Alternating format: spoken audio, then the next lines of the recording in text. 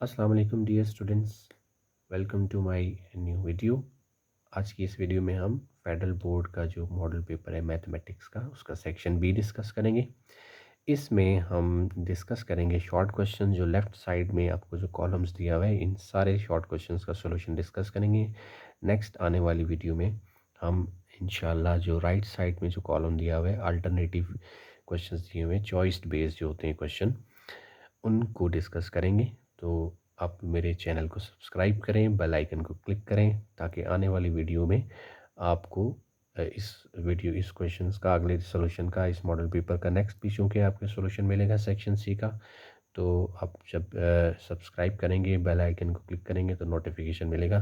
तो आपको इससे ये कोई गाइड मिलेगी आपको कि आपको फाइनल पेपर को कैसे सॉल्व करना है, और बहुत सारे कॉन्सेप्ट्स क्लियर होंगे इस वीडियो में भी इंशाल्लाह। तो नेक्स्ट जो है हम शुरू करते हैं जी। पार्ट 1 है आपका क्वेश्चन नंबर 2 का, शॉर्ट क्वेश्चन का।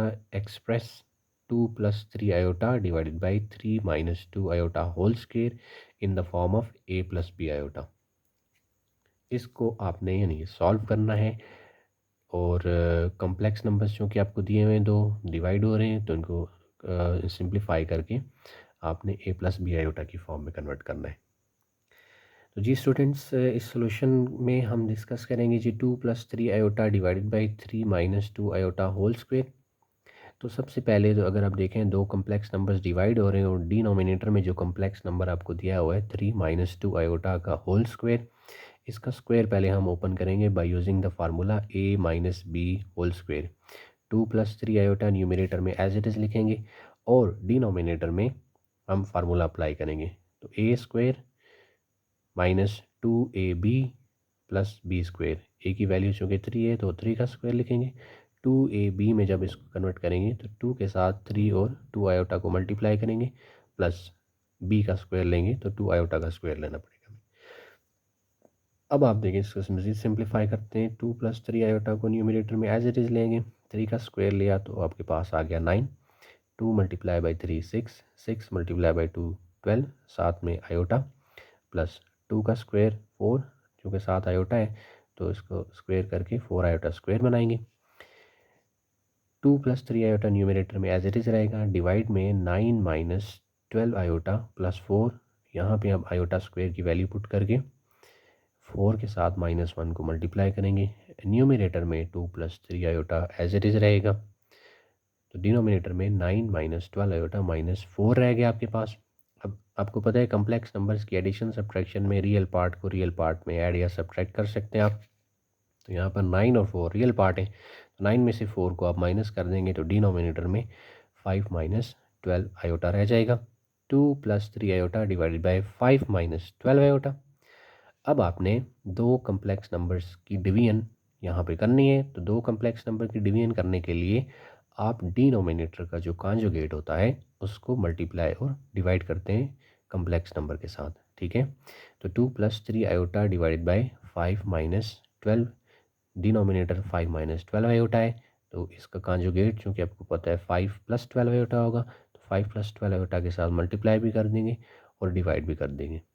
मल्टीप्लिकेशन में न्यूमरेटर को मल्टीप्लाई करते हैं और डिनोमिनेटर में डिनोमिनेटर को मल्टीप्लाई करते हैं, ठीक है।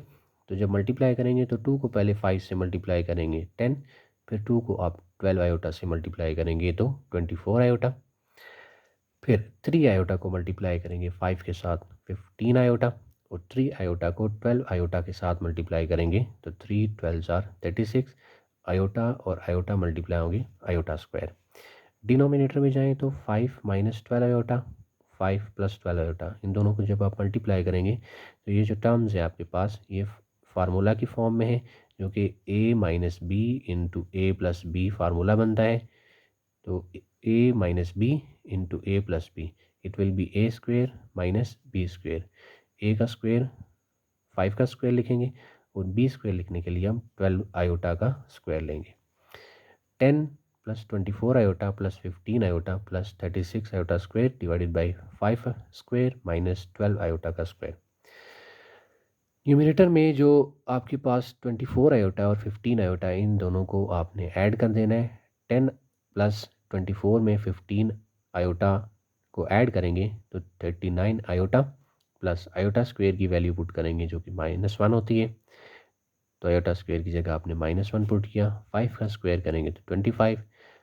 12 आयोटा का स्क्वायर करेंगे तो 144 आयोटा स्क्वायर आपको मिलेगा। 10 प्लस 39 आयोटा, 36 को -1 से मल्टीप्लाई करेंगे 36।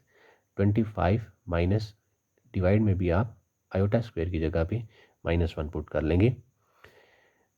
देन न्यूमिनेटर में 10 में से 36 को माइनस करेंगे तो माइनस का 26 आपको रिजल्ट मिलेगा plus 39 iota as it is. Divide में आए तो 25 में -144 को आपने -1 से मल्टीप्लाई किया तो 25 को तो एज इट इज़ लिखेंगे। -144 को 1 से -1 से मल्टीप्लाई करेंगे तो +144 आ जाएगा आपके पास। -26 प्लस 39 आयोटा, इनको एज इट इज़ लिखेंगे। 25 में 144 को ऐड करें तो रिज़ल्ट आपको मिलेगा 169। अब एलसीएम यहाँ पे आप ब्रेक करेंगे तो -26 divided by 169 plus 39 iota divided by 169। तो 26 और 169 कैन बी सिंप्लीफाइड बाई 13। तो 13 2 ज़ार 26, 13 13 ज़ार 169, 13 3 ज़ार 39 एंड 13 13 ज़ार 169। तो कैंसलेशन करने से आपको 13 और 169 की 3/13 मिलेगा और 26 और 169 की कैंसलेशन से 2/13 रिजल्ट मिलेगा। अगर आप देखें तो ये आपके पास क्वेश्चन जो है फाइनली ए प्लस बी आयोटा की फॉर्म में आ गए जो कि आपकी रिक्वायरमेंट थी। तो यहाँ आपका जो पार्ट नंबर 1 है वो सॉल्व हो जाएगा।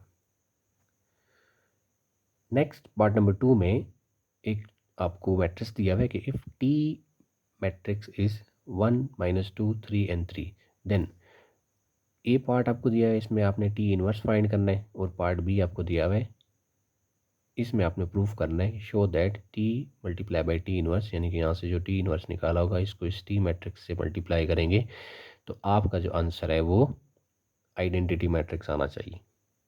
चलते हैं इसके सॉल्यूशन की तरफ। क्वेश्चन में आपको मैट्रिक्स टी की वैल्यू दी हुई है 1 -2 3 एंड 3। तो आपने पार्ट ए में टी इनवर्स फाइंड करना है। तो टी इनवर्स का जो फार्मूला है वो क्या होता है, एडजॉइंट टी को आप डिटर्मिनेंट ऑफ टी से डिवाइड करते हैं।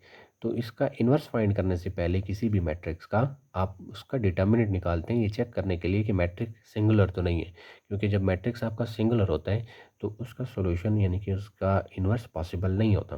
तो डिटर्मिनेंट लेंगे, डिटर्मिनेंट में आप इस मैट्रिक्स को लिखेंगे 1 -2 3 एंड 3। तो डिटर्मिनेंट में आपको 1 को 3 से मल्टीप्लाई करना है, यानी कि इन डायगनल एंट्रीज को, प्रिंसिपल डायगनल एंट्रीज को आप मल्टीप्लाई करेंगे। ठीक है, 1 × 3, बीच में साइन आप माइनस का रखते हैं डिटर्मिनेंट में, और 3 को -2 से मल्टीप्लाई कर लेंगे। 1 को जब आप मल्टीप्लाई करेंगे 3 के साथ तो रिजल्ट मिलेगा आपको 3, और माइनस प्लस 3 को 2 से मल्टीप्लाई करें तो 6 रिजल्ट मिलता है आपको। दोनों को ऐड कर लेंगे 3 और 6 को, तो डिटर्मिनेंट टी की वैल्यू आपको मिलेगी 9।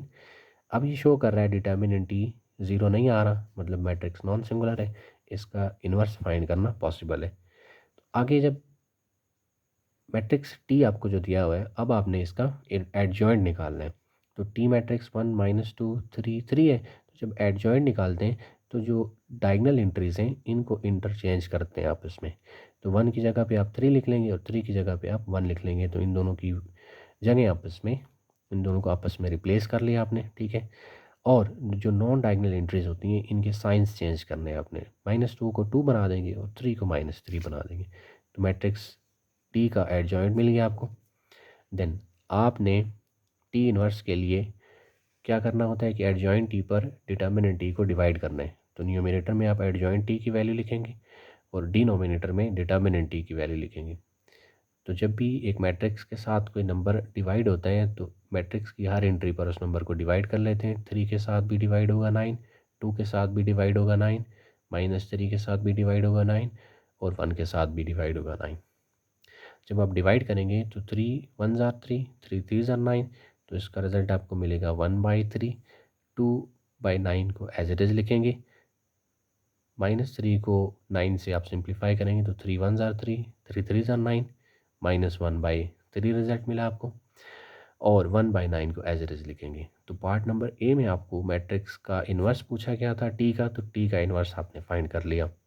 अब आपने ये प्रूफ करना है पार्ट बी में कि टी को टी इन्वर्स के साथ आप मल्टीप्लाई करें तो इसका आंसर आइडेंटिटी यानी कि 1001 आना चाहिए। तो आपने टी मैट्रिक्स को टी इन्वर्स से मल्टीप्लाई करना है, तो पहले टी की वैल्यू लिखेंगे, मल्टीप्लाई टी इन्वर्स की वैल्यू जो आपने निकाली वो लिखेंगे। तो आपको पता है कि जब दो मैट्रिसेस को मल्टीप्लाई करते हैं तो उनकी कुछ कंडीशंस क्या होती हैं कि पहले मैट्रिक्स की नंबर ऑफ़ कॉलम्स दूसरे मैट्रिक्स की नंबर ऑफ़ रोज़ के बराबर होनी चाहिए। तो अगर देखें आप फर्स्ट मैट्रिक्स के नंबर ऑफ़ कॉलम्स 2 हैं, दूसरे मैट्रिक्स के number of columns number of rows भी 2 हैं, तो इस मैट्रिक्स की मल्टीप्लिकेशन दोनों की मैट्रिक्स मल्टीप्लिकेशन पॉसिबल है। तो मल्टीप्लाई करने के लिए पहले मैट्रिक्स की रोज़ को दूसरे के कॉलम्स के साथ मल्टीप्लाई करते हैं, पहली एंट्री को पहली एंट्री के साथ, दूसरी एंट्री को दूसरी एंट्री के साथ। तो 1 को जब आप 1/3 से मल्टीप्लाई करेंगे तो रिज़ल्ट आपको 1/3 मिलेगा। माइनस इंटू माइनस प्लस, वैसे नॉर्मली जब ऐड करते हैं मल्टीप्लाई करते हैं रो को कॉलम के साथ तो बीच में जो साइन आता है वो प्लस का आता है। यहाँ दोनों टर्म्स के साथ माइनस का साइन है तो माइनस और माइनस प्लस ही रहेगा। ये 2 मल्टीप्लाई बाय 1/3, एक नंबर को जब आप एक फ्रैक्शन से मल्टीप्लाई करते हैं तो याद रहे वो नंबर हमेशा न्यूमरेटर के साथ मल्टीप्लाई होते हैं। 2 को 1 से मल्टीप्लाई कर देंगे 2, और डिवाइड में जो 3 है ये एज इट इज़ आ जाएगा। फर्स्ट रो को आप सेकंड कॉलम से मल्टीप्लाई करेंगे, सेम 1 को जब आप 2/9 से मल्टीप्लाई करेंगे तो 2/9 रिजल्ट मिलेगा। -2 को आप मल्टीप्लाई करेंगे जब 1/9 से, तो -2 1 से मल्टीप्लाई होगा, 2 1 ज़ार 2, डिवाइड में 9 आ जाएगा और साइन बीच में माइनस का साइन होगा क्योंकि यहाँ पे इन दोनों में एक एंट्री के साथ माइनस का साइन है। फर्स्ट रो फर्स्ट कॉलम को आपने मल्टीप्लाई किया, फर्स्ट रो सेकंड कॉलम को आपने मल्टीप्लाई किया। अब सेकंड रो को फर्स्ट कॉलम से मल्टीप्लाई करेंगे, 3 को मल्टीप्लाई करेंगे 1/3 के साथ, तो 3 मल्टीप्लाई बाय 1 3, डिवाइड में 3 एज इट इज़ आ जाएगा। ठीक है, और 3 को मल्टीप्लाई करेंगे -1/3 के साथ, तो इस टर्म के साथ चूँकि माइनस का साइन है तो यहाँ बीच में साइन माइनस का आएगा, 3 1 ज़ार 3 divided by 3। Then second row को सेकंड कॉलम से भी मल्टीप्लाई करेंगे, 3 मल्टीप्लाई बाई करेंगे 2/9, तो 3 2 से मल्टीप्लाई होगा, आंसर आएगा 6, डिवाइड में 9 एज इट इज़। 3 को 1/9 से मल्टीप्लाई करेंगे तो 3 1 ज़ार 3 divided by 9 as it is, बीच में साइन प्लस का आएगा क्योंकि इन दोनों में किसी भी टर्म के साथ माइनस का साइन नहीं है। देन 1/3 में ऐड करेंगे 2/3। लाइक फ्रैक्शंस जब ऐड करते हैं इनकी पहचान ही होती है कि दोनों के डिनोमिनेटर सेम होते हैं। लाइक फ्रैक्शंस में तो न्यूमरेटर्स को डायरेक्टली ऐड कर लेते हैं, तो 1 में 2 को ऐड करेंगे, 3 divided by 3 as it is आ जाएगा। डिनोमिनेटर यानी कि कॉमन लिख के उनको आप न्यूमरेटर्स को ऐड या सब्ट्रैक्ट कर लेते हैं। यहाँ पे ये दोनों टर्म्स क्योंकि इक्वल और अपोजिट है तो ये कैंसिल आउट होके आंसर आपको देंगे 0। यहाँ पर भी equal and opposite cancel out होके आंसर आपको 0 मिलेगा। 6 divided by 9 plus 3 divided by 9, दोनों के डिनोमिनेटर में 9 आ रहे हैं तो 6 में 3 को ऐड कर दें तो 9 डिवाइडेड बाई 9। 3 को 3 से डिवाइड करें तो रिजल्ट मिलेगा आपको 1, 0 एज इट इज़, ये भी 0 as it is, 9 divided by 9 1 answer मिलेगा। तो हमने मल्टीप्लाई किया तो फाइनली आपको मैट्रिक्स का रिजल्ट, दोनों के प्रोडक्ट टी और टी इनवर्स का रिजल्ट मिल रहा है आइडेंटिटी मैट्रिक्स। तो ये आपका क्वेश्चन कंप्लीट हुआ यहाँ पे प्रूफ के साथ। नेक्स्ट पार्ट नंबर 3 है, for an absolute value function f of x is equals to absolute value of x-2, construct the table of values. Part A में एंड प्लॉट इट्स ग्राफ। ये function है, absolute value function है, इसमें आपने इसकी values का table बनाना है और प्लॉट करना है इसका ग्राफ। तो इसमें सबसे पहले हम फंक्शन लिखेंगे जी, F of x is equals to absolute, इसको पढ़ते हैं आप एब्सोल्यूट वैल्यू ऑफ x-2। ठीक है, अब देखें x-2 को सबसे पहले आप 0 के इक्वल रखेंगे तो x की वैल्यू मिलेगी 2। ये आपको यहाँ से मिल जाएगा वैल्यू जहाँ से एब्सोल्यूट वैल्यू का ग्राफ टर्न लेगा। आपको पता है कि जब भी हम एब्सोल्यूट वैल्यू फंक्शन का ग्राफ बनाते हैं तो एक वी शेप में आपको बनता है ये ग्राफ। ठीक है, एक्स एक्सिस से ऊपर ऊपर रहता है, तो ये वो वैल्यू मिलती है जहाँ से ग्राफ वापस टर्न लेता है राइट साइड पे ऊपर भी और लेफ़्ट साइड की तरफ भी।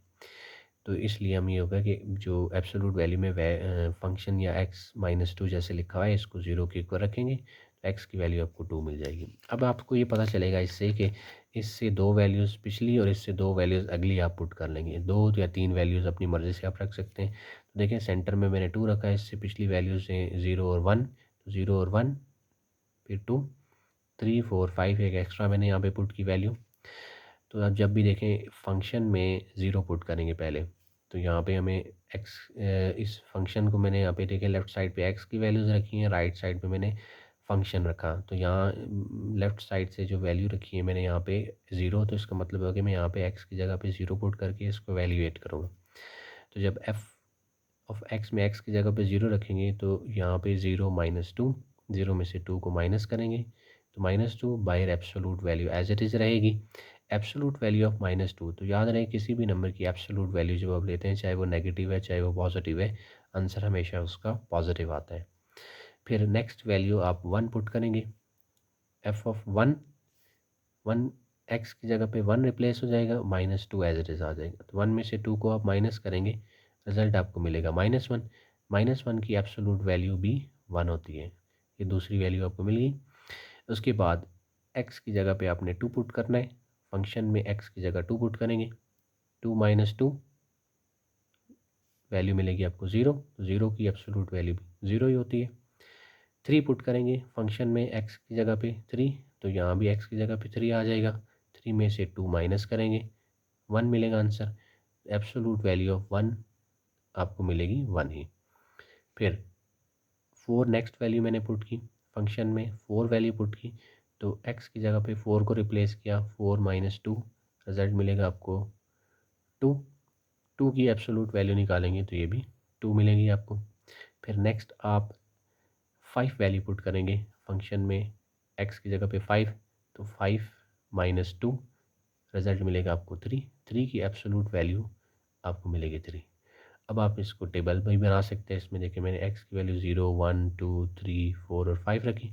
इनकी कोरिस्पॉन्डिंगली इनकी वैल्यूज़ आपको मिली 2, 1, 0, 1, 2, 3। तो जब आपने 0 वैल्यू रखी तो आपको 2 आंसर मिला। एक्स कॉलम एक्स रो बनाएंगे और दूसरी रो में एफ ऑफ एक्स फंक्शन रखेंगे। मतलब ये होगा कि एक्स वैल्यू मैंने 0 रखी है तो फंक्शन की वैल्यू 2 आई है। 1 रखी है तो फंक्शन का आंसर 1 मिला आपको। 2 वैल्यू रखी है तो फंक्शन का आंसर आपको 0 मिला। 3 वैल्यू रखी तो 1, 4 वैल्यू रखी है तो 2, 5 वैल्यू रखी है तो आपको 3 रिजल्ट मिल गया। देन आप इसका ग्राफ आपके सामने मैं आपको समझा देता हूँ, मैंने प्लॉट किया है। इन्हीं वैल्यूज़ को आप ग्राफ में प्लॉट करेंगे तो आपके सामने मैंने एक्स एक्सिस और वाई एक्सिस ड्रॉ किए और ग्रिड बनाई। इसका ग्राफ आपको एंड पे भी दिया होता है तो वहाँ पर भी आप बना सकते हैं और यहाँ हैंडमेड बना के भी इसको प्लॉट कर सकते हैं। अब देखें आपके सामने मैंने सबसे पहले वैल्यू रखी है 0, तो 0 पे एक्स एक्सिस पे 0 आपको पता है कि ओरिजिन पे होता है। 0 पे वैल्यू जो है इसकी आ रही है 2, तो आपने पॉइंट लगा देना है 2 के ऊपर जाके, 0 से 2 तक जाके, ठीक है। फिर नेक्स्ट वैल्यू देखिए 1 है, आपने पुट की, 1 का रिज़ल्ट आपको मिला फंक्शन के लिए 1, तो 1 पे जाएंगे एक्स एक्सिस पे, यहाँ से आप देखें वाई एक्सिस पे ये 1 को जाके यहाँ पे मीट कर रहे हैं। ये वैल्यू आपको 1 को रिप्रेजेंट कर रही है। तो ये 1 वाली लाइन और एक्स एक्सिस 1 वाली लाइन जहाँ पे मीट कर रही होंगी वहाँ आपका ये पॉइंट आ रहा होगा। दूसरा पॉइंट प्लॉट कर लिया आपने। तीसरे पॉइंट में एक्स की वैल्यू 2 रखी है तो रिज़ल्ट 0 आया है, तो इसका मतलब है ये पॉइंट 2, 0 ये पॉइंट एक्स एक्सिस पर ही रहेगा। नेक्स्ट पॉइंट है आपके पास 3, 1, यानी कि एक्स की वैल्यू 3 रखी है तो वाई का आंसर आया है 1, तो वाई एक्सिस पे ये 1 और एक्स एक्सिस पे 3, तो ये दोनों यहाँ पे आके मीट कर रही हैं, ये पॉइंट यहाँ पर लाई करेगा। नेक्स्ट आपके पास है 4 and 2, एक्स एक्सिस पे 4 और वाई एक्सिस पे 2, ये दोनों लाइंस यहाँ पे आके मीट कर रही हैं तो ये यहाँ पर आपका पॉइंट लाई करेगा। नेक्स्ट वैल्यू आपने 5 पुट की तो रिजल्ट मिला आपको 3, 5 एक्स एक्सिस पे 5 पे आके वाई एक्सिस पे देखेंगे 3, तो ये देखें 5 वाली लाइन और 3 वाली लाइन, ठीक है, ये यहाँ पर आके मीट कर रही हैं, तो ये पॉइंट आपको मिलेंगे इस तरह की सीरीज़ के साथ। आपने क्या करना है, स्केल रखना है और इनको आपस में ज्वाइन कर लेना है ऐसे। तो लेफ़्ट साइड पे जो पॉइंट्स हैं इनके ऊपर स्केल रख के आपने लाइन लगाई और राइट साइड पे भी जो पॉइंट्स हैं इनकी डायरेक्शन में भी आपने स्केल रख के लाइन लगाएंगे तो आपको ये ग्राफ की वी शेप मिलेगी। नेक्स्ट पार्ट नंबर 4 पे आ जाएं जी। Solve the inequality 2 minus 5x by 4 absolute value of 2 minus 5x by 4 is greater than और इक्वल टू 2/3। इसको सॉल्व करना है हमने। पार्ट नंबर 4 में हमारे पास है जी 2 माइनस 5x बाई 4 की एब्सोलूट वैल्यू ग्रेटर देन और इक्वल टू है 2/3। तो यहाँ आपने दो सिचुएशंस रख के इसको सॉल्व करना है।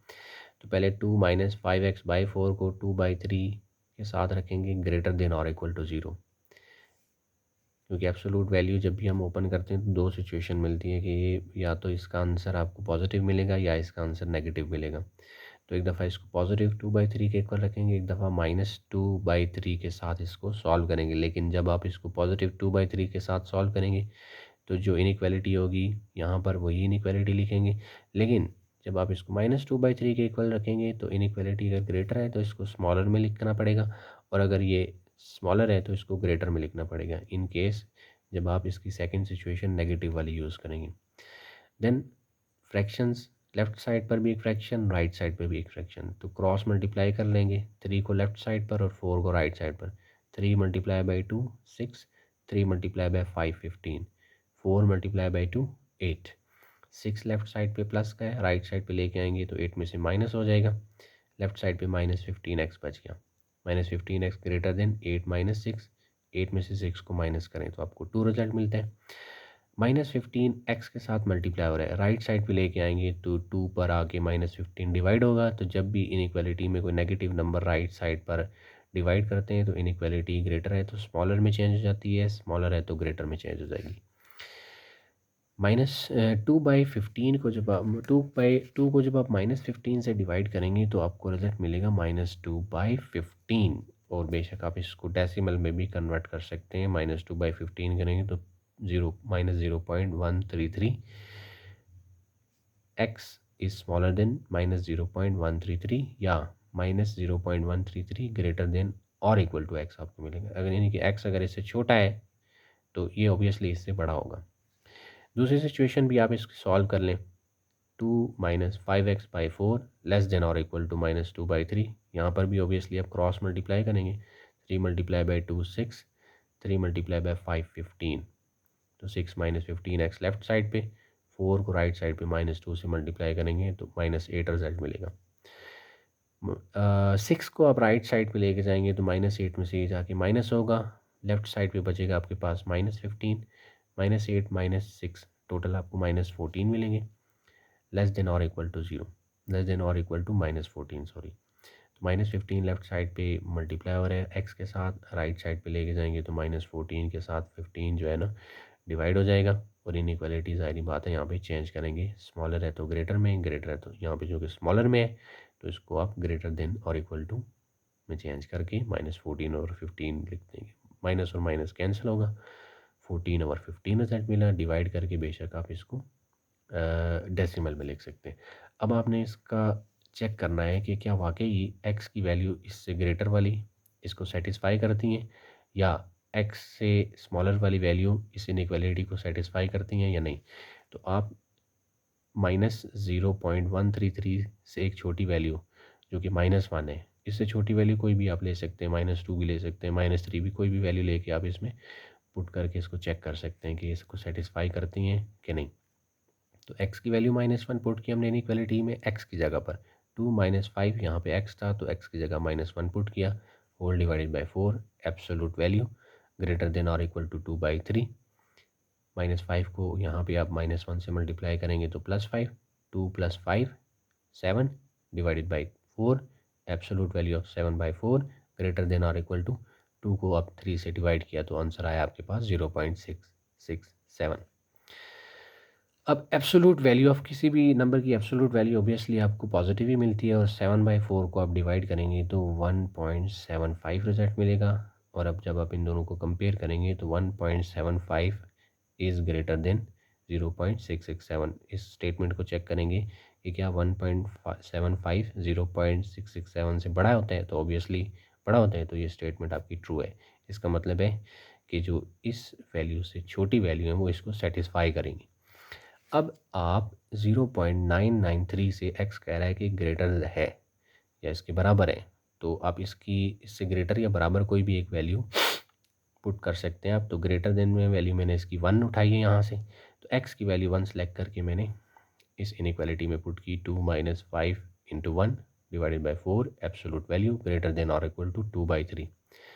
2 - 5 मल्टीप्लाई बाय 1 करेंगे तो 5 बचेगा आपके पास। 2 - 5 divided by 4 absolute value of 2 - 5/4 greater than और इक्वल टू 2 को 3 से आप डिवाइड कर लें तो 0.667 रिजल्ट मिलेगा आपको। 2 में से 5 को माइनस करें तो -3/4 रिजल्ट मिलेगा। इसकी एब्सोलूट वैल्यू लेंगे तो ज़ाहिर बात है आपको 3/4 रिजल्ट मिलेगा, और 3 को 4 से डिवाइड करेंगे तो 0.75 ग्रेटर देन और इक्वल टू 0.667। तो 0.75 0.667 से ज़ाहिर बात है बड़ा होता है, तो ये स्टेटमेंट भी ट्रू है। इसका मतलब है कि x ग्रेटर देन और इक्वल टू 0.3933 यानी कि 14/15 से बड़ी वैल्यूज़ इस इनइक्वालिटी को सेटिस्फाई कर रही हैं। अब इन दोनों के इससे बड़ी वैल्यू और इससे छोटी वैल्यू हम आप चेक करते हैं, क्योंकि सोल्यूशन तो ये कह रहा है ना कि इससे छोटी वैल्यू सेटिस्फाई कर रही है, इससे बड़ी वैल्यू भी सेटिस्फाई कर रही है। तो इन दोनों के बीच में कोई वैल्यू उठा के चेक करते हैं, तो इन दोनों के बीच में सारी बातें ज़ीरो लाई करते हैं। तो ज़ीरो के अलावा भी इन दोनों के बीच में कोई वैल्यू जो भी लाई करती है वो आप पुट कर सकते हैं। तो मैंने इनइक्वालिटी में ज़ीरो पुट किया। 2 - 5 × 0, तो 0 से मल्टीप्लाई होकर ख़त्म हो जाएगा, 2/4 बचेगा आंसर। राइट साइड पे 2/3 तो लेफ़्ट साइड पे एब्सोलूट वैल्यू ऑफ 2/4 इसको डिवाइड करेंगे तो आपको 0.5, और एब्सोलूट वैल्यू लेंगे तो ज़ाहिर बात है ये पॉजिटिव 0.5 ही मिलेगा। 2/3 को डिवाइड किया तो 0.667 रिजल्ट मिला आपको। ये स्टेटमेंट फॉल्स है क्योंकि 0.5 जो है वो ग्रेटर नहीं होता 0.667 से। तो ये स्टेटमेंट फॉल है। इसका मतलब है कि इससे बड़ी वैल्यू और इससे छोटी वैल्यू इसको सेटिस्फाई नहीं कर रही। तो इससे इसका सोल्यूशन क्या होगा आपका, x इज़ स्मॉलर देन और इक्वल टू -2/15 और x इज़ ग्रेटर देन और इक्वल टू 14/15। तो हम इसका सोल्यूशन सेट यहाँ पर मेंशन करेंगे और इसको अरेंज करके लिखेंगे। तो कैसे लिखेंगे, -2/15 is greater then x, combine करके लिखेंगे x इज़ ग्रेटर देन 14/15। तो फिफ्थ पार्ट में आपको क्वेश्चन दिया हुआ है, shade the solution region bounded by a pair of linear inequalities. तो इसमें आपको लीनियर इनइक्वालिटीज़ दी हुई हैं जिसमें x + 5 लेस देन और इक्वल टू 50 है, x - 5 ग्रेटर देन और इक्वल टू 10 है, x इज़ ग्रेटर देन और इक्वल टू 0 दिया हुआ है, और y इज़ ग्रेटर देन और इक्वल टू। इन सबको आपने क्या करना है, शेड करना है, इसका सॉल्यूशन रीजन बताना है कि क्या होगा। तो चलते हैं इसके सॉल्यूशन की तरफ। x + y लेस देन और equal to 50, x - y greater than और equal to 10, x greater than और equal to 0 and y greater than और इक्वल टू 0।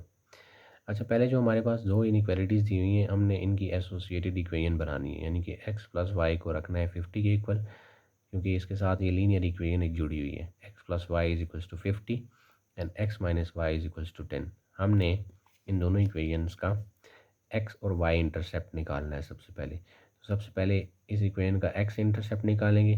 जब आपको x इंटरसेप्ट निकालना हो तो आप y की वैल्यू 0 पुट करते हैं। तो यहाँ जब आप 0 पुट करेंगे तो लेफ़्ट साइड पे आपको x मिलेगा, राइट साइड पे 50। तो x की वैल्यू आपको मिल गई 50 जब आपने y 0 पुट किया। ठीक है, फिर आपने y इंटरसेप्ट निकालना है। तो y इंटरसेप्ट निकालने के लिए x की वैल्यू आप 0 पुट करते हैं। तो जब यहाँ x 0 रखेंगे तो ये y बचेगा आपके पास लेफ़्ट साइड पे, और राइट साइड पे आपको 50 मिलेगा। तो दो पॉइंट्स यहाँ पे आपने फाइंड कर लिए, एक आपके पास है 50 0 और दूसरा है 0 50। x और y इंटरसेप्ट यानी कि दोनों निकाल लिए आपने। दूसरी इक्वेशन जो है वो आपके पास है x - y is equals to 10। इसमें भी आप x और y इंटरसेप्ट निकालेंगे। तो पहले x इंटरसेप्ट निकालने के लिए y को 0 रखेंगे, यहाँ 0 रखेंगे तो x बचेगा लेफ़्ट साइड पर जो कि x - 0 x, राइट साइड पे 10। x इंटरसेप्ट आपको मिल गया 10। y इंटरसेप्ट के लिए आप x की वैल्यू को 0 पुट करेंगे। यहाँ आप जब 0 पुट करेंगे तो 0 - y इज इक्वल्स टू 10। अगर -y 10 के बराबर है तो y की वैल्यू -10 होगी, ठीक है, यानी कि बोथ साइड पे आपने माइनस से मल्टीप्लाई कर लिया, तो y इंटरसेप्ट की वैल्यू भी आपको मिल गई। तो पॉइंट्स जो बनेंगी वो होंगे अपने होगा, और दूसरा पॉइंट आपके पास होगा 0 n-10, ठीक है। ये दो वैल्यूज आपको यहाँ से मिल गई x और y इंटरसेप्ट की। देन आपने ये चेक करना है दोनों इक्वालिटीज़ में पुट करके ओरिजिन के कोऑर्डिनेट जो कि 0 0 हैं दोनों इनइक्वालिटीज़ में पुट करना है। चेक करना है कि दोनों इनइक्वालिटीज़ के जो शेडिंग होगी उसमें ओरिजिन आ रहा है या नहीं आ रहा है। तो आप पहली इनइक्वालिटी जो कि x plus y less than और इक्वल टू 50 है, इसमें 0 और 0 x की जगह पर भी 0 और y की जगह पर भी 0 पुट करेंगे। तो यहाँ भी 0 पुट किया, यहाँ भी 0 पुट किया, तो 0 प्लस 0 लेफ्ट साइड पर 0 ही बचेगा, लेस देन और इक्वल टू राइट साइड पे 50, लेस देन और इक्वल टू 50 ही होता है ऑब्वियसली। तो ये स्टेटमेंट ट्रू है, इसका मतलब है ओरिजिन इसके शेड में शामिल है, तो हम ये कहेंगे कि इसकी शेडिंग टुवार्ड्स ओरिजिन होगी, ठीक है। दूसरी इनइक्वालिटी है x minus y greater than और इक्वल टू 10। इसमें भी आप x की जगह 0 y की जगह 0 पुट करेंगे, तो 0 माइनस 0 लेफ्ट साइड पर 0 बचेगा, ग्रेटर देन और इक्वल टू 10। अब 0 ना तो 10 से बड़ा होता है ना 10 के बराबर होता है, स्टेटमेंट फॉल्स होगी। इसका मतलब है जो ये दूसरी इनइक्वालिटी है ना, इसका जो ग्राफ है इसकी शेडिंग जिस तरफ ओरिजिन होगा उससे अवे होगी, shading away from the origin. तो हमने पहले दोनों इनइक्वालिटीज़ के साथ जो एसोसिएटेड इक्वेशन दी होंगी उनकी आपने लाइंस यहाँ पे ड्रॉ करनी है। पहली इनइक्वालिटी में देखा जाए तो आपके पास x और y इंटरसेप्ट, पहला पॉइंट था आपके पास 50 0। तो मैंने ग्राफ आपके सामने ड्रॉ किया जिसमें आपने सूटेबल मेजरमेंट्स इस तरीके से रखनी है कि ग्राफ आपका जो कि इसमें नंबर आपका 50 10 ये ग्रेटर आ रहे हैं, तो इसमें आपने एडजस्ट इस तरीके से करना है 10 20 30 40 50 60। तो इसी तरह ऑनवर्ड वाई एक्सिस की तरफ भी, एक्स एक्सिस की तरफ भी, और negative x axis negative y axis दोनों की तरफ भी। तो पहले आपने देखा एक्स एक्सिस की तरफ 50, वाई एक्सिस की तरफ 0, तो ये एक पॉइंट आपका ये वाला यहाँ पर लाई कर रहा है 50 एंड 0, यहाँ पर लाई कर रहे हैं।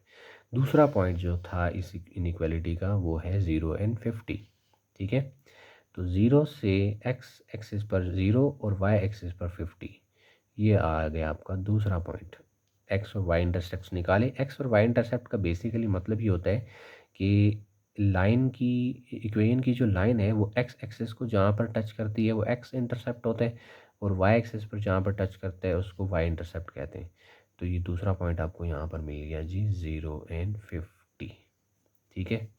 अब ये इक्वेशन में इनइक्वालिटी में चूँकि साथ आपको पता है यहाँ पर इक्वल का साइन भी दिया हुआ है, तो ये डार्क लाइन लगाकर आप इसको शो करेंगे। अगर किसी क्वेश्चन में आपको यहाँ पर इक्वल का साइन नहीं दिया हुआ, जस्ट लेस देन या ग्रेटर देन दिया हुआ है, तो ये डॉटेड लाइन आप लगाएंगे, याद रखिएगा सॉल्यूशन करते हुए, ठीक है। x minus y greater than और इक्वल टू 10, दूसरी इनइक्वालिटी। इसके दो पॉइंट्स मिला, एक मिला आपको 10 0। तो अब देखें x एक्सिस की वैल्यू 10, y एक्सिस की वैल्यू 0, तो ये इस लाइन का x इंटरसेप्ट था, मतलब ये x एक्सिस को 10 0 पर टच कर रही थी, तो ये 10 0 पर यहाँ पर टच कर रही है लाइन। दूसरी जो आपके पास इसका पॉइंट दूसरा आया था वो था 0 एंड -10, x एक्सिस पे 0 और y एक्सिस पे -10, ये y इंटरसेप्ट आ गया, ठीक है। इन दोनों के ऊपर आपने स्केल रख कर यहाँ पे अपने भी डार्क लाइन लगानी है, ठीक है, प्रॉपर। अगर इसके साथ इक्वल का साइन इनइक्वालिटी के साथ नहीं दिया हुआ तो ये डॉटेड लाइन आप लगाएंगे। ये दो लाइंस आपस में यहाँ पर इंटरसेक्ट कर रहे हैं, ठीक है। अब आपने में देखें यहाँ पे जो x plus y less than और इक्वल टू 50 इनइक्वालिटी थी, इसका शेड था ओरिजिन की तरफ। अब अगर आप देखें ये लाइन है इसकी, इसका आपने चेक करना है इसका ओरिजिन इस तरफ है या इस तरफ है। तो इसका ओरिजिन आपका देखें इस तरफ लाई कर रहा है, तो मैंने ये डार्क हल्की सी लाइन लगा के शो किया है कि ये इक्वेशन है ना, इसका शेड इस तरफ आएगा, ठीक है। फिर दूसरी इनइक्वालिटी में shading away from the origin थी, तो ये आप देखें ये जो लाइन है आपके सामने, इसमें इसका ओरिजिन देखा जाए तो इसका ओरिजिन इसके दूसरी तरफ है, उस तरफ है, तो इसका मतलब है उस तरफ आप शेडिंग नहीं करेंगे, इसकी शेडिंग ओरिजिन के इस तरफ होगी। तो ये लाइन जो मैंने लगाई हैं छोटी छोटी, इसका मतलब है कि इसका ओरिजिन इस तरफ है, शेड इसका इधर आ रहा है और इसका शेड इस तरफ आ रहा है। तो अब देखें दोनों का जो कॉमन शेड आएगा वो इस रीजन में आएगा, ये रीजन जो है, ठीक है। कॉमन शेड ग्राफ का इस रीजन में आएगा। फिर इसके साथ एक्स्ट्रा कंडीशन भी आपको दी हुई है, वो कौन सी है, एक्स ग्रेटर देन और इक्वल टू 0, मतलब वाई एक्सिस से पीछे आपने शेडिंग नहीं करनी, आपने राइट साइड पे जाना है। तो ग्राफ की शेडिंग में ये वाला हिस्सा रह जाएगा सिर्फ, ठीक है, कॉमन शेड। फिर जब आप y इज़ ग्रेटर देन और इक्वल टू 0 रखेंगे तो इसका शेड आएगा ऊपर की तरफ, ठीक है। तो अब आप चेक करेंगे shading towards the region, shading away from the region, इनका कॉमन रीजन ये आ रहा था।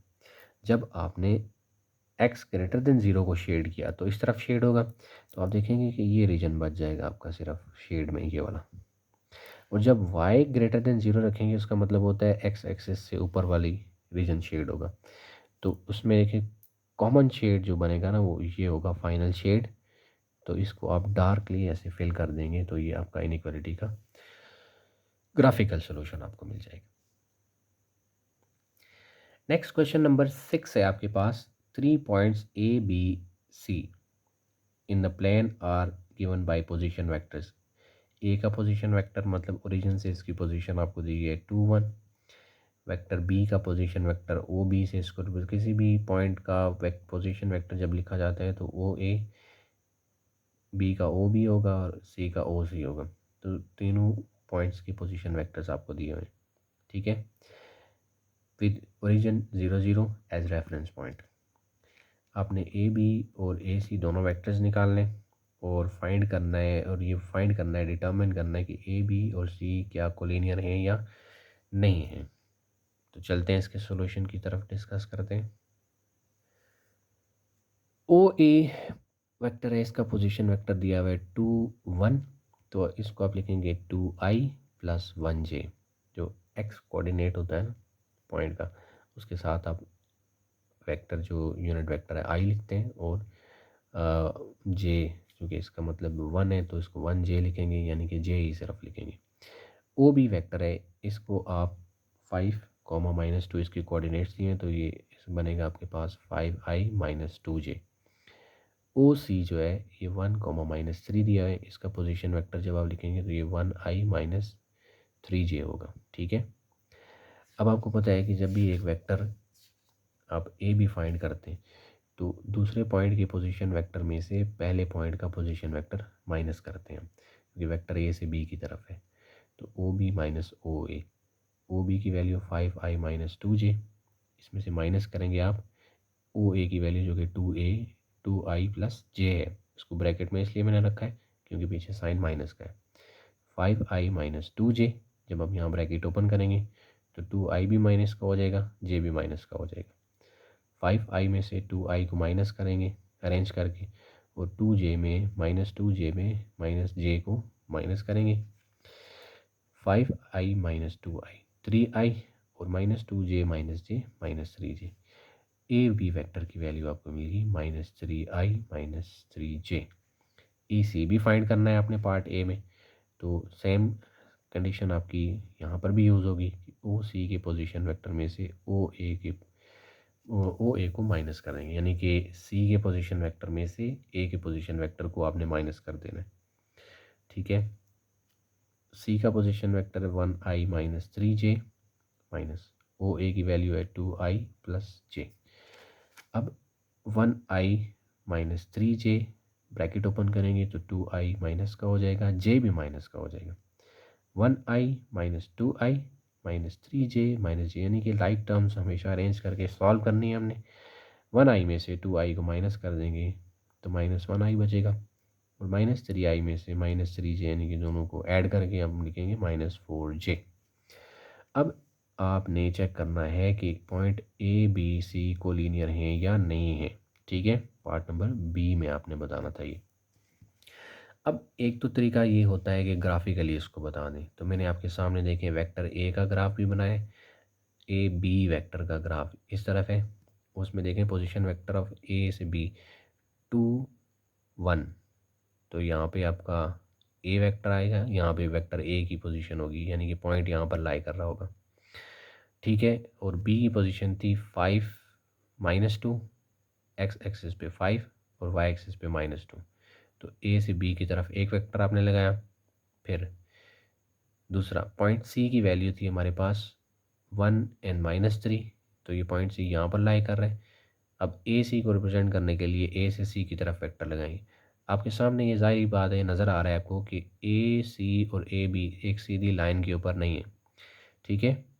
तो डायग्राम उसमें आपको ये पता करना था कि ए बी सी कोलिनियर तब होंगे जब वो एक सेम स्ट्रेट लाइन पर लाई करते हैं। यानी कि अगर आपका ए बी और सी एक सीधी लाइन पर आएंगे ना, ऐसे एक पॉइंट ए है, एक पॉइंट बी है और एक पॉइंट सी है, तो ये कोलिनियर बनेंगे। यहाँ पर ये सिचुएशन नहीं बन रही, ये सेम स्ट्रेट लाइन के ऊपर नहीं है। तो इसका मतलब है ग्राफिकली भी आप ये प्रूव कर सकते हैं कि ए वेक्टर दोनों कोलिनियर, यानी कि पॉइंट ए बी और सी कोलिनियर नहीं है। दूसरा तरीका ये होगा कि आपका ए बी का आंसर है 3i-3j, इसमें से 3 कॉमन लें। तो ये आपने चेक किया कि अगर आप ए बी में से कोई चीज़ अगर आप कॉमन ले रहे हैं तो आंसर आ रहा है i-j। इसको कंपेयर करना है कि ब्रैकेट में ये क्या ए सी आया है, तो ये i-j है, -i-4j ए सी की वैल्यू है।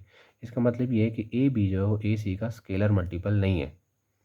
इसी तरह ए सी को अगर आप चेक करें, वो आ रहा है -1 -4j, तो इन दोनों में -1 हम कॉमन लेंगे, तो ये आ रहा है आपके पास 1 + 4j। इसको कंपेयर करें ए बी के साथ, तो ए बी के आंसर के साथ ये मैच नहीं कर रहा। इसका मतलब है ए सी बी भी ए बी का स्केलर मल्टीपल नहीं है।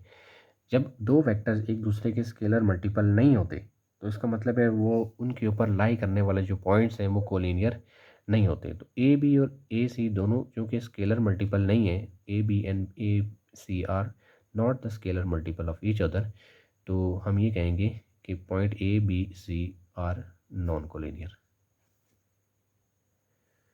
पार्ट नंबर 7 है आपके शॉर्ट क्वेश्चन का। A balloon is floating at a height of 60 meters from 2 points on the ground 80 meters apart along a straight line. The angles of elevation to the balloon are 30 degree and 45 degree respectively. Calculate the horizontal distance from balloon to the closer point where the point lie on the opposite side of the balloon. सबसे पहले इस question की statement को आपने understand करना है। तो आपको चूँकि यहाँ पर दिया गया है एक बैलून, ठीक है, सामने मैं यहाँ पे रख लेता हूँ इसको पूरे क्वेश्चन को अंडरस्टैंड करने के लिए। देखें, बैलून जो है उसकी हाइट है 60 मीटर, यानी कि अगर आप सपोज करें कि बैलून इस पोजीशन पर है, इसकी हाइट आ रही है 60 मीटर पे, ठीक है। फ्रॉम 2 पॉइंट, यानी कि 2 पॉइंट्स हैं ग्राउंड के ऊपर, दोनों के दरमियान में 80 मीटर्स का फासला है। एक सीधी अगर उनको आप ज्वाइन करें ना आपस में ग्राउंड पर, तो एक सेम स्ट्रेट लाइन बनती है। उनसे एंगल ऑफ एलिवेशन जो है वो एक का 30 डिग्री बन रहा है, अगर बैलून की तरफ ऊपर की तरफ देखेंगे, और दूसरे पॉइंट का एंगल जो है 45 डिग्री बन रहा है रिस्पेक्टिवली। आपने कैलकुलेट करने horizontal distance from balloon to the closer point, वो पॉइंट जो कि बैलून से क्लोज़र होगा उसका डिस्टेंस निकालना है। When point lie on opposite side of balloon, मतलब यहाँ बैलून की जो वर्टिकल लाइन आ रही है वो यहाँ पर है, एक पॉइंट कहीं लेफ़्ट साइड पर है इसके और एक पॉइंट इसके राइट साइड पर है, ठीक है। अगर आप इनको ज्वाइन करते हैं तो ये एक सेम स्ट्रेट लाइन बनती है, इसका मतलब ये हुआ, ठीक है।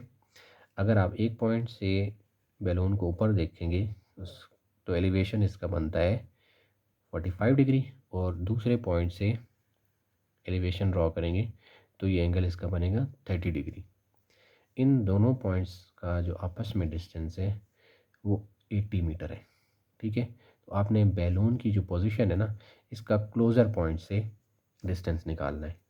तो याद रहे आपको कि जिस पॉइंट का एंगल ग्रेटर एंगल का जो अगर आपका एंगल ग्रेटर होगा ना, तो डिस्टेंस हॉरिजॉन्टल उतना ही शॉर्ट होगा। अगर ग्रेटर स्मॉलर एंगल है तो डिस्टेंस आपका हॉरिजॉन्टल उतना शॉर्ट होगा। आपके सामने इसकी डायग्राम मैंने वहाँ समझाई भी आपको, तो इसकी डायग्राम आपके सामने बनाई है। बैलून की पोजीशन जो कि 60 मीटर हाइट पर है, एक पॉइंट सी है और एक पॉइंट डी है, बैलून की अपोजिट साइड्स पे लाई कर रही हैं, ठीक है। ए से बी ऑब्वियसली ग्राउंड के साथ ही 90 डिग्री का एंगल बना रही होगी, 45 डिग्री एक पॉइंट का एलिवेशन और 30 डिग्री दूसरे पॉइंट का एलिवेशन। ए पॉइंट पर बैलून है।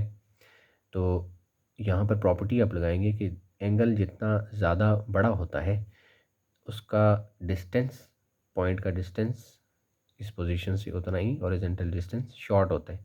तो आप कंपेयर करेंगे 45 डिग्री जो कि 30 डिग्री से ग्रेटर है, इसलिए जो ये पॉइंट सी होगा वो बैलून की इस पोजीशन से ज़्यादा क्लोज होगा, हॉरिजॉन्टल डिस्टेंस उतना ज़्यादा शॉर्ट होगा इसका, क्योंकि 45 डिग्री साइड पे जो पॉइंट आएगा। बी डी पॉइंट जो है वो 30 डिग्री वाली साइड पर आ रहे हैं, तो ये पॉइंट बैलून की पोजीशन से ज़्यादा दूर होगा। तो आप ट्राइंगल कौन सी यूज़ करेंगे, A B C, right angle triangle use करेंगे, ठीक है, जिसमें ये जो एंगल बन रहा है 45 डिग्री का है, परपेंडिकुलर आपको दिया हुआ है, हॉरिजॉन्टल डिस्टेंस आपने ये बी सी निकालना है, ये शॉर्टेस्ट डिस्टेंस है ये निकालना है आपने। तो टेन 45 डिग्री अप्लाई करेंगे perpendicular by base A B over B C, tan 45 degree is equals to A B over A C. Triangle A B C use की, राइट एंगल ट्राइंगल है तो इसलिए एंगल इसमें ऑब्वियसली 90 डिग्री का बनेगा। जो angle elevation है उसमें 45 डिग्री का है, तो tan 45 degree A B perpendicular by base use किया। अब परपेंडिकुलर की वैल्यू आपको दी हुई है इसमें 60 डिग्री, यानी कि ए से बी जो है वो 60 मीटर है, तो आपने ए बी की वैल्यू 60 मीटर पुट की। टेन की 45 डिग्री पे वैल्यू कैलकुलेट करें तो 1 आती है, equal to 60 metre by B C आपने कैलकुलेट करना है, यही शॉर्टर डिस्टेंस है।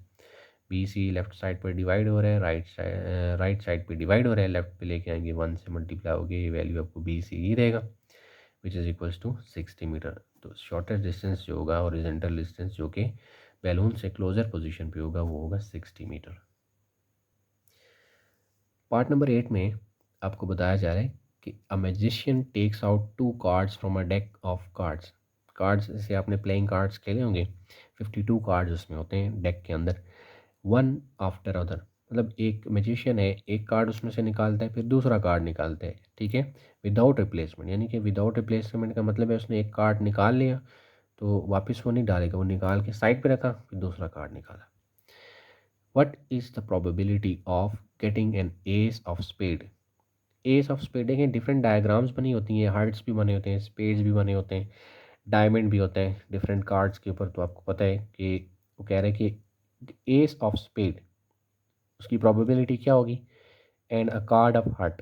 अगर आप एस ऑफ स्पेड निकालते हैं और एक कार्ड ऑफ हार्ट निकलता है, अगर मैजिशियन कार्ड निकालता है तो इन दोनों में से as first card ace of spade निकले and second card card of heart निकले, तो आप बताएं प्रोबेबिलिटी क्या होगी।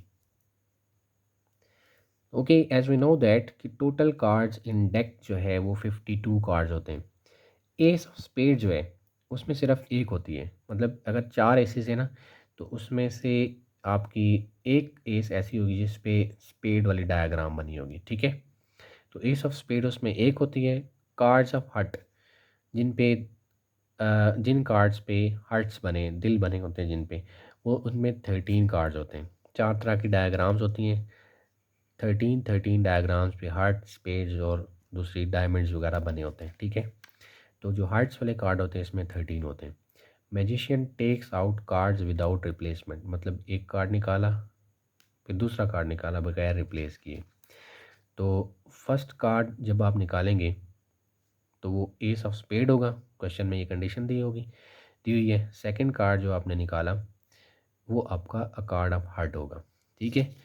अब आपने दोनों की प्रोबेबिलिटी सेपरेट निकाली है।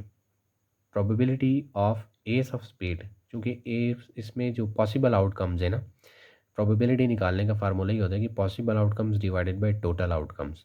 तो एस ऑफ स्पेड की जो पॉसिबल आउटकम्स आ रही हैं वो 1 है और टोटल आउटकम्स जो है वो आपके पास 52 है। अब आपने एक कार्ड इसमें से निकाल दिया, ace of spade is taken out, तो अब आपके पास जो रिमेनिंग कार्ड्स बचेंगे वो 52 पहले थे, एक कार्ड निकल गया क्योंकि रिप्लेसमेंट नहीं हो रही ना, तो एक कार्ड निकल गया उसमें से, तो 51 अब कार्ड रहेगी। 51 कार्ड में से अब जो कार्ड निकालेंगे ना वो कौन सा होगा, अ कार्ड ऑफ हार्ट्स। हार्ट्स आपको पता है इसके कार्ड जो है वो 13 होते हैं, तो इसका मतलब है पॉसिबल आउटकम्स आपके पास है 13 डिवाइडेड बाई, अब रिमेनिंग जो टोटल आउटकम्स आ गई हैं वो 51 है। तो probability of a card of heart जो है वो आपको मिलेगी 13/15। अब इनकी कंबाइंड प्रोबेबिलिटी आपने निकालनी है, क्योंकि स्पेड, एस ऑफ स्पेड और कार्ड ऑफ हार्ट दोनों की प्रोबेबिलिटी कंबाइंड निकालनी है जब रिप्लेसमेंट नहीं हो रही। तो इसके लिए क्या करते हैं हम कि एक इवेंट की जो प्रोबेबिलिटी है उसको दूसरे इवेंट की प्रोबेबिलिटी के साथ आपने मल्टीप्लाई कर देना है। ठीक है, जब ऐसी सिचुएशन आती है ना कि आप रिप्लेसमेंट किए बगैर आप कार्ड निकालते हैं किसी भी तो इस तरह प्रोबेबिलिटी जब आप निकालते हैं बगैर किसी रिप्लेसमेंट के, ठीक है, तो आपको जो इवेंट आ रहा है ना, जैसे एस ऑफ स्पेड की प्रोबेबिलिटी है और कार्ड ऑफ हार्ट की प्रोबेबिलिटी है, दोनों की प्रोबेबिलिटीज़ को मल्टीप्लाई करना होता है। लेकिन अगर आपकी रिप्लेसमेंट अगर नहीं हो रही होती तो हमने यहाँ मल्टीप्लाई करने के बजाय दोनों को आपने प्लस कर देना था। ठीक है, अभी हमारे पास क्योंकि विदाउट रिप्लेसमेंट आप निकाल रहे हैं तो आपने दोनों की जो प्रोबेबिलिटीज़ निकाली है 1/52 और 13/51 मल्टीप्लाई करेंगे। 13 54 से 52 से कैंसिल होगा, 13 1 ज़ार 13 4 ज़ार 1/4 multiply by 1/51, 1 multiply by 1 is 1 and 4 multiply by 51 करेंगे तो 204। तो प्रोबेबिलिटी कंबाइंड प्रोबेबिलिटी जो मिलेगी अब आपको मिलेगी 1/204। Next and the last question is in the adjoining figure ABCD, ये आपके पास ABCD एक डायग्राम है, इसमें एक सर्कल है ABCD, उसमें एक साइक्लिक क्वाड्रिलेटरल है जो उसके अंदर इंस्क्राइब्ड किया हुआ है। आपको पता हो कि इंस्क्राइब डायग्राम हमेशा वो डायग्राम होती है जिसके चारों कॉर्नर्स क्वाड्रिलेटरल, चूँकि इंस्क्राइब है ना तो इसका मतलब है इसके 4 कॉर्नर्स सर्कल की सर्कमफेरेंस पे लाई कर रहे हैं। ऐसी डायग्राम आपकी इंस्क्राइब डायग्राम होती है कि अगर सर्कल के अंदर वो उसके चारों कॉर्नर्स सर्कल की बाउंड्री पर आ रहे हैं। ठीक है, तो ये जो छोटी छोटी चीज़ें आपको बताते हैं साथ साथ इनको नोट किया करें क्योंकि MCQs बेस्ड भी होती हैं, बाज़ों का इनमें से MCQs भी आते हैं। सर्कल का सेंटर ऊपर है, ये चूँकि डायग्राम थोड़ी सी ब्लर है, नज़र सही नहीं आ रही, तो इसमें जो चीज़ें भी दी हुई मैं जो सोल्यूशन है उसमें क्लियरली इसको मेंशन कर दिया है। इसमें A आ रहा है यहाँ पर, B आ रहा है यहाँ पर, C आ रहा है यहाँ पर, D, E और ये F लिखा हुआ है। A की वैल्यू इसमें 30 डिग्री है, D की वैल्यू 45 डिग्री है। आपने वैल्यू जो फाइंड करनी है B, C, E और F की वैल्यू फाइंड करनी है। तो चलते हैं इसके सोल्यूशन की तरफ। तो आपके सामने मैंने ये डायग्राम वापस रिपीट करके बनाई है। इसमें सर्कल आपको दिया हुआ है जिसका सेंटर है O, साइक्लिक क्वाड्रिलेटरल ABCD आपको दिया है। इसमें A से C डायमीटर लगाया है। ठीक है, ABCD is a cyclic quadrilateral, इसमें A की वैल्यू दी हुई है डिग्री, यानी कि ये जो एंगल यहाँ पे बन रहा है A, ये 30 डिग्री का है। D एंगल जो दिया हुआ है वो 45 डिग्री का है। B, C, E और F की वैल्यूज़ आपने फाइंड करनी है। अब आपको पता है कि जो सेमी सर्कल होता है ना, अब देखें AC के एक सेमी सर्कल ऊपर है और AC के सेमी सर्कल एक नीचे है। तो सेमी सर्कल में कोई भी एंगल बनता है वो हमेशा राइट एंगल होता है। Angles F and E are in the semi circle. F वाला एंगल जो है वो ऊपर वाले सेमी सर्कल में, E वाला एंगल जो है वो डायमीटर से नीचे जो सेमी सर्कल बन रहा है इसमें है। तो प्रॉपर्टी यहाँ पे यूज़ करेंगे सर्कल की कि angle in a semi circle is right angle, मतलब F एंगल भी 90 डिग्री का होगा, E एंगल भी 90 डिग्री का होगा। ठीक है, अब E और F तो आपको मिल गए, पीछे रह गया आपके पास B एंड C। अब आपने लेनी है ट्राइंगल ADC ट्राइंगल। किसी भी ट्राइंगल के अंदर तीनों एंगल्स का सम अगर आप करते हैं तो 180 डिग्री आंसर आता है। इस ट्राइंगल में तीन एंगल आपको दिए हुए AFC, तो मतलब ACF या AFC, A angle plus C angle plus F angle, तीनों का अगर हम ऐड करेंगे तो आंसर आपको मिलेगा 180 डिग्री। A की वैल्यू आपको दी हुई है 30 डिग्री, F की वैल्यू आपने 90 डिग्री निकाली है, C को आप फाइंड करेंगे 30 + 90 120, C + 120 is equals to 180। 120 plus हो रहे राइट साइड पे माइनस हो जाएगा 180 से, तो आपको मिलेगी वैल्यू 60 डिग्री। इसी तरह सम ऑफ एंगल्स, दूसरी ट्राइंगल जो आपको दी हुई है ABC, इसमें भी तीनों एंगल्स का सम 180 होगा। B angle, E angle and D angle, B angle, E angle और D एंगल तीनों को जब आप सम अप करेंगे तो आंसर आपको मिलेगा 180 डिग्री। अब आप देखें E की वैल्यू आपको मिली थी 90, ये आपने 90 पुट किया। D की वैल्यू आपको क्वेश्चन में यहाँ पर गिवन है 45 डिग्री, तो यहाँ पे आप 45 डिग्री पुट करके 90 + 45 is equals to 135। Right side पे 180 को एज इट इज रखेंगे। 135 इधर प्लस हो रहा है, राइट साइड पे लेके जाएंगे तो ये माइनस हो जाएगा। 180 में से 135 को माइनस करेंगे तो बी की वैल्यू आपको 45 मिली।